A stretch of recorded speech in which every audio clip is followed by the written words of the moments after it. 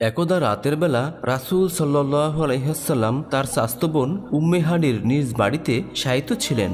এমন সময় দুইজন ফেরেশতা হযরত জিবরাইল আলাইহিস সালাম এবং হযরত মিকাইল আলাইহিস সালাম এসে তাকে জাগালেন। অতঃপর প্রথমে হাকিমে কাবার নিকট নিয়ে গেলেন, তারপর তাকে জমজম কূপের নিকট নিয়ে গেলেন এবং তাকে শুইয়ে দিয়ে বক্ষ বিতরণ করলেন, অর্থাৎ বুকে অস্ত্রোপচার করে হৃৎপিণ্ড বের করে জমজমের পানি দ্বারা দৌত করলেন। অতঃপর ঈমান ও হিকমত দিয়ে যথাস্থানে তা পুনরায় স্থাপন করলেন। এমনটি করার উদ্দেশ্য ছিল ঊর্ধ্ব জগতের পরিবেশ সহ্য করার মতো যোগ্যতা ও আল্লাহ তাআলার দিদার লাভ করার মতো শক্তি অর্জন করা এবং আল্লাহর কালাম শুনে আয়ত্ত করার ক্ষমতা তার অন্তরে তৈরি করে দেওয়া। অতঃপর বোরাক নামক এক জন্তুকে আনা হলো। হাদিসের ভাষা মতে বোরাক একটি জান্নাতি পশু, যার আকার আকৃতি ঘোড়ার চেয়ে ছোট এবং গাধার চেয়ে একটু বড় ছিল। তার গতি এত দ্রুত ছিল যে দৃষ্টির শেষ সীমায় তার এক একটি কদম গিয়ে পড়ত। অতঃপর মহানবী সাল্লাল্লাহু আলাইহি ওয়াসাল্লাম বোরাকের উপর সাওয়ার হওয়ার জন্য প্রস্তুত হলেন। তখন বোরাক নড়াচড়া করে কিছুটা অস্বীকৃতি ভাব প্রকাশ করল। তখন জিবরাইল আলাইহিস সালাম বললেন, হে বোরাক, তুমি কি জানো তোমার পিঠে কে সাওয়ার হয়েছেন? আজ পর্যন্ত তার চেয়ে সম্মানিত বান্দা তোমার পিঠে আরোহণ করেনি।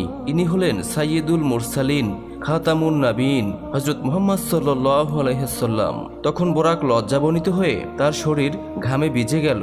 অতঃপর নবী সাল্লাল্লাহু আলাইহি ওয়াসাল্লাম বুরাকে আরোহণ করে বাইতুল মুকাদ্দাসের উদ্দেশ্যে রওনা করলেন। এ সময় হযরত জিবরাইল আলাইহিস সালাম তার সাথে ছিলেন।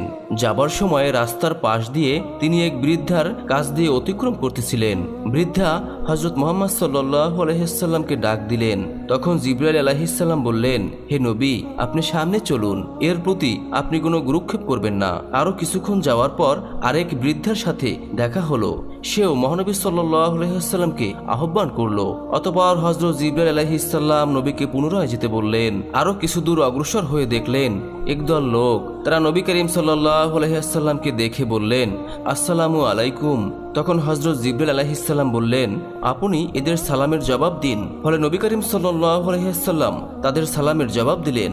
অতঃপর দলটি চলে যায়। তখন জিবরাইল আলাইহিস সালাম বললেন, যে বৃদ্ধাকে আপনি রাস্তার পাশে দেখলেন সে হলো দুনিয়া। এই বৃদ্ধা বার্ধক্যের শেষ সীমায় এসে পৌঁছে গেছে, তার হায়াত আর বেশি কিছু বাকি নেই। ঠিক তেমনি দুনিয়ার অবস্থাও তাই, দুনিয়াও তার শেষ পর্যায়ে এসে উপনীত হয়েছে। আর তারপরে যে বৃদ্ধাকে দেখেছিলেন সে হলো অভিশপ্ত শয়তান। তাদের উভয়ের উদ্দেশ্য ছিল আপনাকে তাদের প্রতি আকৃষ্ট করা। আর সর্বশেষ যে দলের সাথে আপনার সাক্ষাৎ হলো এবং আপনাকে সালাম দিল, এরা হলেন হযরত ইব্রাহিম আলাইহিস সালাম, হযরত মুসা আলাইহিস সালাম এবং হযরত ঈসা আলাইহিস সালাম। অতঃপর হযরত মুহাম্মদ সাল্লাল্লাহু আলাইহি ওয়াসাল্লাম পুনরায় পথ চলতে শুরু করলেন।